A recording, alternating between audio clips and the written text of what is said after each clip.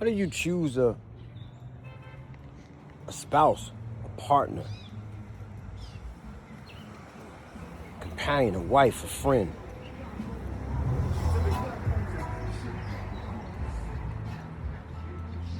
But the line I'm talking about is particularly a wife. How do you choose a wife? And how do you choose a husband? Both are synonymous with each other.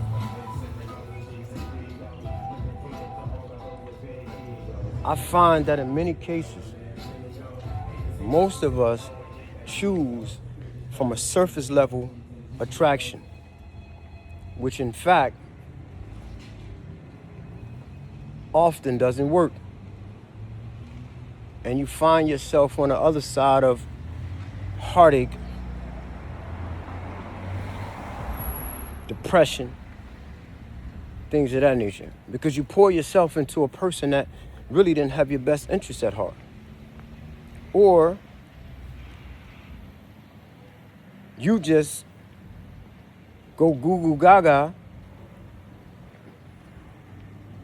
over a body type, a sound, a look, or things, possessions, which doesn't help your cause at all. And then you're on the side of a bed and or a corner or in a room, not sleeping with the wife that you married, and asking herself what happened or where did you go wrong? And she in turn doing the same thing, asking herself, where did she go wrong? What did she do? She can't stand you. You saying the same thing, calling her names and stuff like that.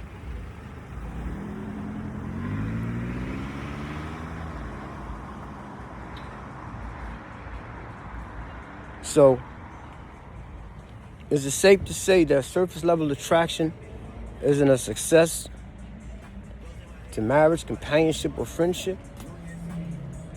Again, in the line of marriage, being a wife or a husband. Or does it take more than that? Because if you base your relationship on looks, the lips she has, that money he has, or that body she has, or that thing he has, then you're fooling yourself. Although these are necessary components in a relationship, because attraction is part of being in a relationship. There's an attraction to something that starts you out in the first place. But most of us walk to this point of attraction the wrong way in the beginning. Don't even give it a chance to even grow into something. We just go right at it.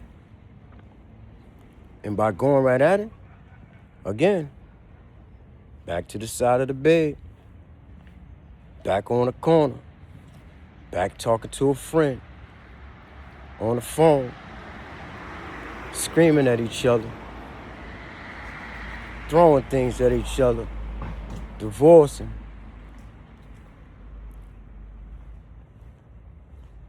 There should be a deeper level of attraction. But I have another thing also. And I'm also Muslim. So, Islamically, there's no dating or no boyfriend and girlfriend, but if there's some going out to be involved, then there shouldn't be anything in the sense of you by yourself with her, she by herself with you, y'all hugging and kissing and talking and all this stuff. Nah, but what happened is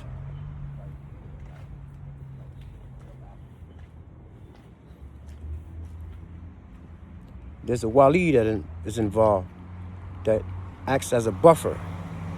And even before that, there's rules to be followed. Like somehow, some way that she may investigate you or something about you and ask her wali to approach you and he investigates you and asks you questions, etc., etc. And then a lot of times there's a thing called you can marry for beauty, wealth, lineage, or religion. The most important thing in Islam is that you marry for religion. Why? Because if a person is grounded in God and they know themselves and is obedient, and there's no perfection, nobody's perfect, but if there's obedience and adherence to that, then most likely, and I'm gonna say 10 out of 10, you're 9.5. The marriage will be successful if everybody's following the rules. But if they're not, then you wind up on the side of divorce again. And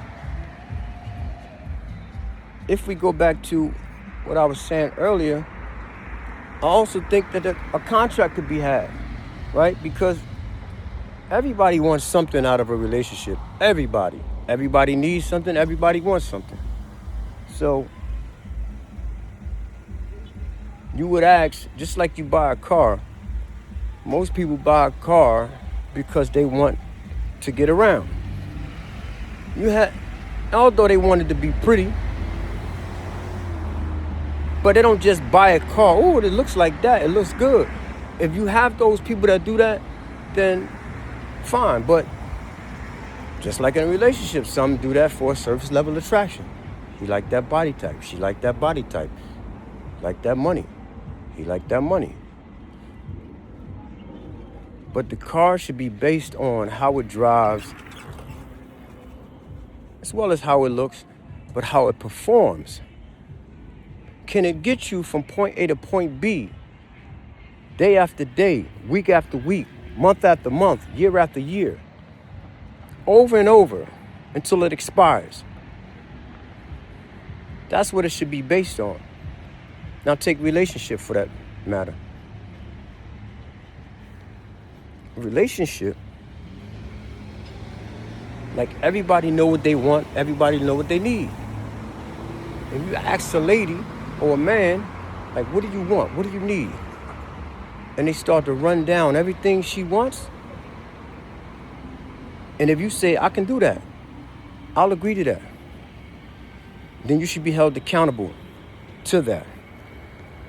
And then vice versa. You say exactly what you need and what you want. And then if she say, I can do that. But each one of y'all can also say, I can't do that at the time or the moment. Then you say, well, I could do it later, but can you give me, yeah. Then if you agree, okay, later it is. But still, you should be held accountable for that. And I'll go a step further. Write it out. Hang it up. Make it become a part of your daily regimen. Practice it. Make it a habit. And nurturing the relationship. Not letting yourself fall victim, neither one of y'all, to that divorce or hating each other, talking bad about each other, disgusted with each other. Nurture it. Communicate on every level. Again, there's some minor discrepancies that's going to come about. But if you love this person, these discrepancies will be minor. It will not be anything so detrimental to make you both divorce. But after these minor discrepancies happen and y'all find a solution and or move on, the bond becomes even stronger.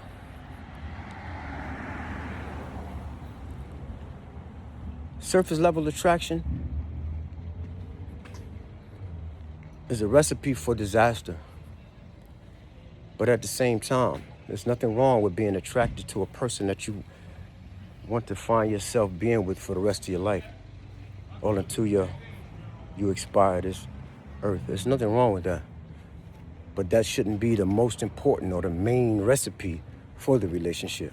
Because if you do, then I can pretty much, and I'm not a psychic, I'm not nothing but a human being just like us all, but I can pretty much guarantee that it will not succeed.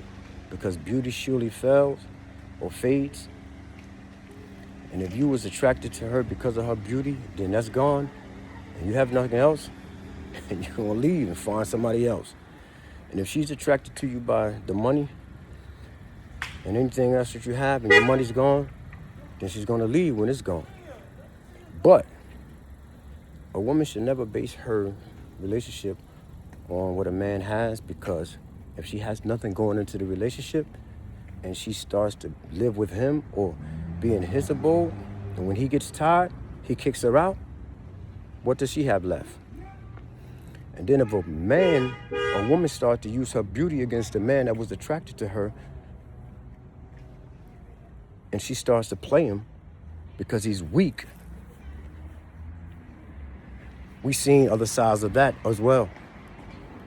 And what does he has left? The recipe is the contract. Investigation. Knowing what you're getting yourself into before you get into it. Because if you get into it and you didn't investigate what you were getting into,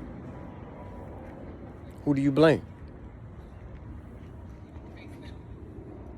Who do you blame?